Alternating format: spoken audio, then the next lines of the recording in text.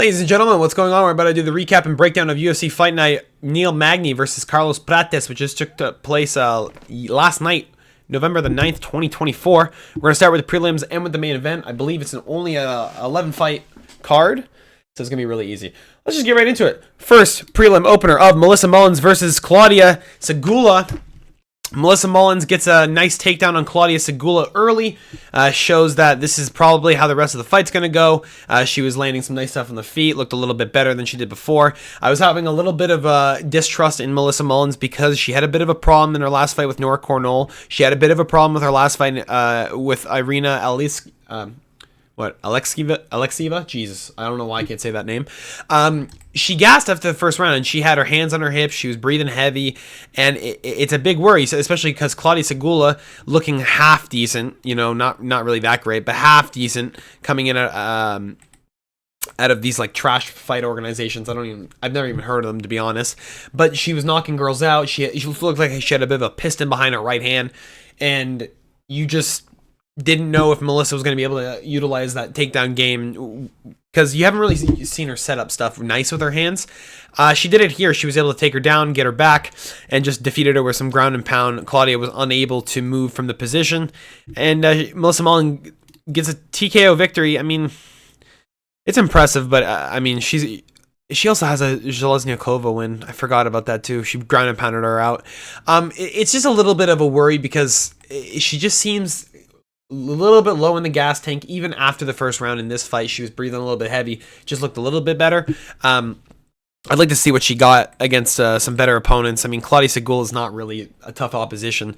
I'd like to see someone else at 125. I think she's 125, right? 135. Jesus, these girls are missing weight too. I'm pretty sure Melissa Mullins missed weight too, eh? A pound. Unbelievable. I don't know how you're missing weight at that point, but anyway.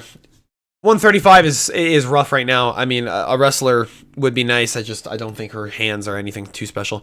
Next on the prelims, we had Trejan Gore versus Antonio Tricoli. Trejan Gore, standing guillotine. Again, almost the same exact scenario with Josh Friend. Tagged Antonio Tricoli really nicely on the feet. Had him rocked a little bit, which I was a little surprised about. I didn't think he'd have that much power in his hands, seeing as, is it Shara? Yeah, Shar took 3 rounds to take him out.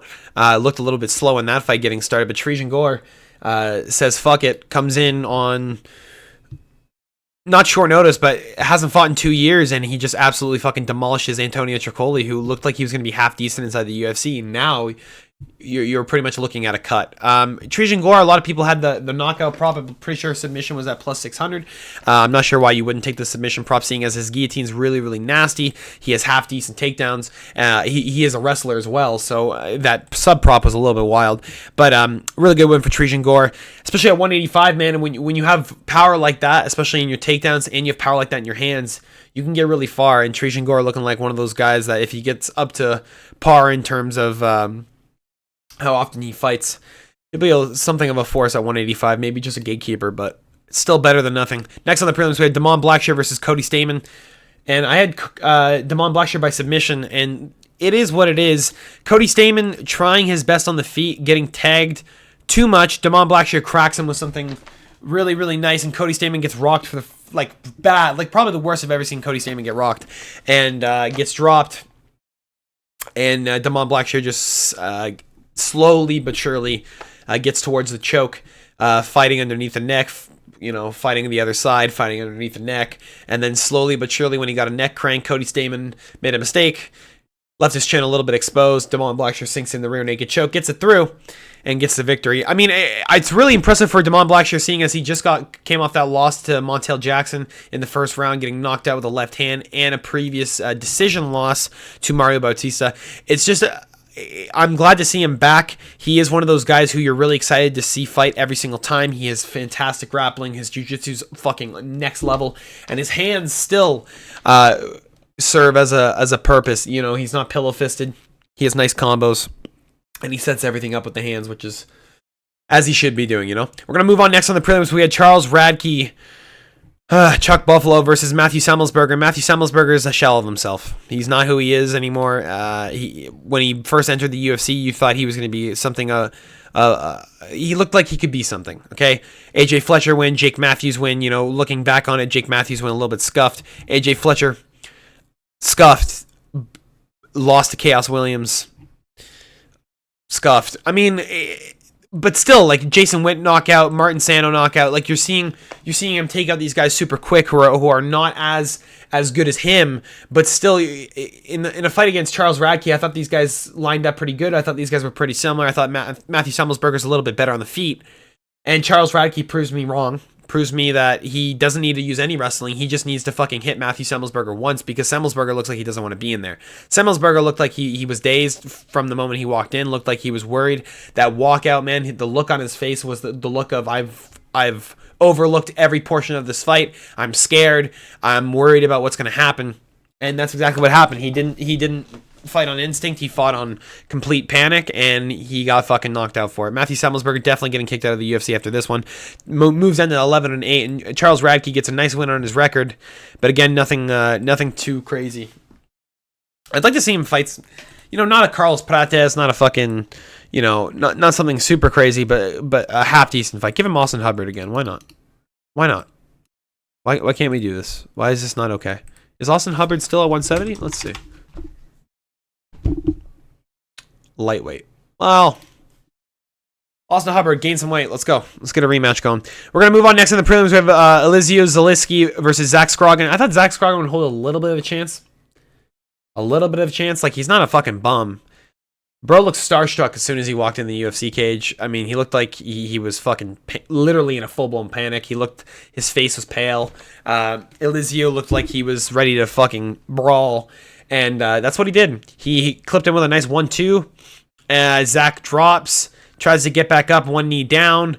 Elizeu just drops left hand. Zach fucking drops again. Moves position. Elizeu drops some right hand, switches to left, right hand. And then Zach just crumbles and just moves into the fucking panic position. Whatever it's called. Armadillo position. I don't know. Whatever. Covering up. He's done. Zaleski, I mean, he's fucking old, man, but he looked like a demon out there. He looked like his power was still something not to be questioned. Dude, that was a fucking quick knockout. It's really impressive, especially because Zach Scroggin, dude, undefeated amateur, undefeated professional, has a belt at FAC, gets knocked out in the first round, and doesn't even see 2 minutes of octagon time. Definitely not going to see him anytime soon, but good win for Elizeu. I mean, it's kind of a pathetic win, seeing as this guy has not fought the level of talent that the UFC is. I did think Zach was going to do something, but again, it's not even close to the talent that the UFC has. So Elizeu getting a lackluster win again on his record, but still proving that age is just a number at this point, and his power is still there. Next on the prelims, we have the top of the prelims: Denise Gomes versus Carolina Kowalski. I don't know, whatever. Carolina. Okay, Denise, I thought she was going to knock her out. Clipped her really nice with some nice shots. Boring decision. Carolina looked like she should not be in the octagon anymore. She looked old. She looked weathered. She looked not good at all. After the first round, she was gassed. She didn't even win the first round. She lost all three. 30-26. Arguably, she had her back taken inside one of the rounds. I'm pretty sure it was back taken or just ground and pound. I just don't understand. I thought Denise... I thought she was going to knock her out. I feel like she could have. I think Carolina just had a little bit of heart. I think she tried to push through at the end of the second round. Her corner was telling her, you have to push through it. You have to keep going. We're going to lose this fight. And Denise's corner telling her, you're doing perfect. Let's keep the pressure. She kept the pressure. Minus 520 favorite for a reason. It's unfortunate to see another one of those vets inside the UFC. She's gone, right? She fought back in 2015, December 19th. She will be leaving the UFC at this point. She's lost 2 in a row. She's 39 years of age. She had a nice little stint, but it's no longer her time. It's time for the other 115ers to come up. And Denise Gomes is one of those girls that I think can make it to the top 15. She has power in her hands, and she just needs to work on her grappling abilities. And if she's able to stuff those takedowns like she did against Carolina, and continue stuffing the takedowns whenever girls shoot in right after she swings her big power shots, because everything Denise throws is with power. As long as she can thwart off those threats, she's going to have a fucking huge success at 115. We're going to move on next to the main card. Mansour Abdul Malik making his UFC debut against Dusko Todorovic. And Mansour just won on Contender Series against Wes Schultz week 1, taking him out inside round 2 after Wes Schultz just kind of crumbled due to fatigue. And Malik showing that he deserves to be here. He's a fucking force, bro. That knockout was insane. He just continuously put on the pressure every single time he had Dusko hurt.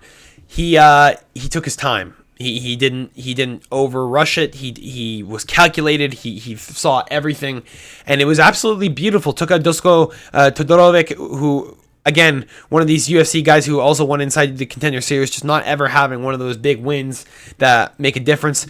Kind of looks like Dustin Poirier a little bit. I'm not sure if anyone else sees that inside of his face. You know, I do, but Dustin Poirier's long-lost cousin, unfortunately, I believe, is going to be getting kicked out of the UFC at this point. I don't think he can handle these dogs, man. Especially at 185, man. You're getting these guys who are bigger, cutting weight better. They're built bigger, better wrestlers. They've been training, striking longer. You know, these guys have been training, striking since they saw Anderson Silva. It's a different level at this point. And Dusko is realizing this really quickly, seeing as he's win 1, lost 1, win 1, lost 1, win 1, lost 1. And now you're losing 2 in a row. 1 to a knee injury, but you weren't going to win that fight against Duncan anyway. And you lose to Abdul Malik now, who's just an absolute powerhouse. Who are you going to fight at 185 now? I don't know. I'm not sure if there's any bums at 185, any cans for Dusko to even get a win off of. I think he needs to move on, but Mansour Abdul Malik, I want to see him soon. I think he really deserves a fight in February if he really wants it, seeing as he took this dude out super quick, took no damage. We're going to move on. Next on main card, Jillian Robertson versus Luana Pinheiro. He definitely could have got the submission. Definitely could have got the finish. Landed nice 12-6 elbows. Really, really nasty. Fucking right on the forehead of Luana Pinheiro, taking her down in 2 of the rounds. It was 1-1 going into the 3rd round. And Jillian Robertson just overcoming that pressure that Luana Pinheiro has. She has really, really good hands. She has really good takedown defense, especially in the early rounds. And Jillian Robertson wasn't able to take her down inside that 2nd round. Luana Pinheiro landing nice shots, busting Jillian Robertson up. Very clear that Robertson was losing that round. And Luana Pinheiro just couldn't get through that 3rd round. It's unfortunate, but it looked like Luana was putting on a little bit of a show. Jillian shut that shit down, got a takedown inside the 3rd round, almost got the finish. Looked impressive. Let's just double check here, because I just want to make sure I'm not misremembering this fight. Let's grab it up here on the other screen. Yeah, 29-28. Just want to make sure that's what it was. Someone had it 28-28 draw.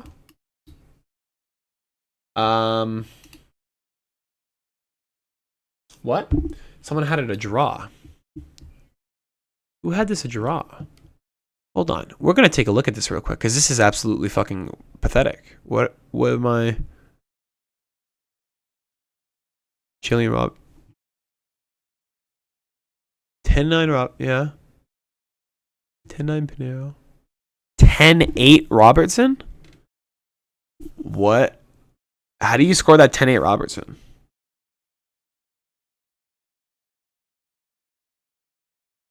I guess 10-8. I mean, that's kind of fucking wild. Dude, what? 28-28 is a wild scorecard. Pinheiro did not win that 1st round. I'm not sure who wrote that scorecard at fucking SureDog or whatever the fuck that website was that I was just reading off of. If you're watching this, or if someone sends this to him, you're terrible. You need to stop. Just stop writing stuff on SureDog. Stop, please. Anyway, we're going to move on next in the prelims. Again, Jillian Robertson, really impressive. She's here to stay at 115. Really fucking nasty. Luana Pinheiro, 3 in a row, I believe. Yeah. She's probably out of the UFC at this point. Next on the main card, we have Gaston Bolanos versus Cortavius Romius. And Romius was a powerhouse inside Contender Series. Looked like he was going to be a fucking phenom. Looked like he was here to knock people out and submit them inside the 1st round. Gaston Bolanos, who's an underrated striker, overrated striker, I should say. Kind of has shitty hands. Uses kicking really well. A lot of body kicks. Really busted up Romius early in the fight. Probably winded him a little bit. And Romius got some nice takedowns inside the 1st and 2nd round. Rotated position inside the 1st round for Gaston. Romius unable to secure the choke inside that 2nd round where he's fighting the chin the whole time. Also lets Gaston back up, basically. It is gassed inside that third round, gets pieced up, loses all 3 rounds on judges' scorecards, which I don't agree with. I thought it was 29-28, 30-27, and even 30-26 is fucking laughable. Whoever's smoking crack, we can fucking... the second round is not 30-26, like, or 10-8. I don't know who the fuck is smoking that. Anyway, Gaston Bolanos, huge underdog on the card, gets through... I say huge, plus 200. It was plus 230 when it got to the fight time. Just defeats an overconfident Ramius. Ramius thought he was going to be able to plow through this dude. Just not happening. 5'4". Gaston using his range really well, using those kicks, keeping him out of distance, and just kind of just utilizing like his entire game plan. Exactly what he was supposed to do against a guy who was going to fucking chain wrestle him. Had really nice takedown defense, really nice sweeps, really nice underhooks. Was able to just keep standing up and gas Cortavius out, basically. Cortavius' corner sounded really disappointed in him. I was disappointed in him, and it was really unfortunate seeing as that was my parlay right there. That's all I needed was Cortavius, El Bozo. We're going to move on. Co-main event of the evening. If you guys did enjoy this, make sure to drop a like. Renan de Ritter versus Gerald MGM3 Mearshart. Mearshart wins round 1. Or loses round 1 after getting knocked down at the end of the round. Wins round 2 very clearly, piecing up Renner de Ritter on the feet. Renner de Ritter getting literally rocked badly by GM3. Anyone else at 185 is going to knock this dude out super early. Gerald Mearshart almost gets a submission on him. Almost has his own arm triangle. Instead, Renan de Ritter says, fuck you, I'm going to get that on you. And submits him inside the third round after these guys have some of the most intense jiu-jitsu exchanges I've seen inside of a UFC fight. These guys are both high level grapplers. Exactly the type of fight we thought we were going to see. A little bit more striking from GM3 than I thought we would see. GM3 realized inside that second round that he's a lot more advantageous on the ground than Renan. Renan just had a nice... takedown inside the third round where Gerald just kind of laid on his back and was willing to accept guard, and Renner just kind of jumped to the arm triangle, and Gerald was too tired to defend it. Anyone else, Renan de Ritter is getting knocked out. Anyone else, mark my words. Next fight, he fights anyone with better striking than GM3, he's getting knocked out. Mark my words, he better fight another can. I'm not saying GM3 is a can. I think he's good. I just think he's terrible on the feet. I think his grappling is the only way he wins fights, like Ryan Hall. Renan de Ritter's fucking terrible. That was absolutely awful, and being one of the best signings the UFC's had in a long time. He needs to work on that striking. His defense was atrocious. You're fighting GM3, who's not known for any striking whatsoever, and you're literally getting rocked on the feet and dropped by GM3. Anyway, and GM3 got dropped by Renan too, but still, not lackluster, whatever. Next, we have the main event of the evening. If you guys did enjoy this, also drop a subscription if you haven't already. I do this every single Tuesday for the predictions and breakdowns. Do this every single Sunday or Saturday for the recap, and we stream all the cards all the time. It's a fun time. We have Carlos Prates taking on Neil Magny, and Carlos Prates knocks him out inside the first round. I thought we'd get to a second round. Neil Magny getting tagged by shit on the feet. Carlos Prates starts getting into a flow state about 3 minutes into the fight. Leaves his hands real fucking low and has Neil Magny tagged up from distance managing shots. He's literally distance managing and popping this dude in the fucking head, slamming his head. Neil's checking behind him to see where the cage is because he's wobbled and just cannot deal with it. Gets overwhelmed, and Carlos Prates takes him out inside the first round with 10 seconds left with a glancing left hand right on the temple as Neil Magny ducks in for a takedown, basically busts through his whole fucking head, and Neil Magny flatlines face first. Incredible win for Carlos Prates. The fighting nerds are coming absolutely out on top. All of these guys are demons. All of these women are fucking demons. These guys are training with each other. They're getting each other better and better. And we're seeing some of the nastiest fucking Brazilians I've ever seen in my life. It's actually been fantastic to watch. That's all I got for you guys today. Again, there's not much to talk about with the Carlos Prates fight. Just really good hands. Neil Magny had nothing. Tried to go for a takedown. Carlos Prates, perfect takedown defense. Gets his own takedown in his first ever takedown attempt inside the UFC. Gets it on Neil fucking Magny. Reverses him when Neil tries to trip him and gets him on his ass. Gets up. Beats the shit out of him, proves that he's a fucking dominant force at 185, or 170, excuse me. Again, that's all I got for you guys today. Hopefully you guys did enjoy this. If you did, make sure to drop a like and subscribe if you haven't already. I will see you guys on Tuesday for the prediction and breakdown for John Jones versus Stipe Miocic, UFC 309. Look at your guy. I'll see you guys later. Peace.